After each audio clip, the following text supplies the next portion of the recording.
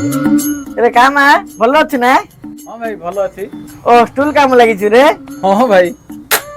କାମ ଏ ଷ୍ଟୁଲ ଟା ପୁଟୁଡି କମେଇଲେ ହବ? ହଁ ଭାଇ କାଟିଦେଲେ ପୁରା ଫୁଟୁଡି କମିଯିବ। ହେଲେ ପୁଟୁଡି ବଢେଇଲେ ହବ? ହଁ ଭାଇ ବଡେଇଲେ ବି ହବ, ଜଏଣ୍ଟ କରି ବଡେଇଲା। ହଉ ଠିକ ଅଛି। କଣ କାମ ଥିଲା ଭାଇ? ହଁ କାମଟି ଥିଲା ଆଉ। କହୁନ କରିଦା। ଏ 6 ଫୁଟ ଟାକୁ 5 ଫୁଟ କରିଦବୁ। 5 ଫୁଟ ଟାକୁ 6 ଫୁଟ କରିଦବୁ ଆଉ। କଣ ଭାଇ ଦିଟା ତ ତମ ପାଖରେ ଅଛି, ସେଇଟାକୁ କାହିଁକି କାଟିକି ସାନ କରିବ, ଏଇଟାକୁ କାହିଁକି ଜଏଣ୍ଟ କରି ବଡ କରିବ କହିଲ?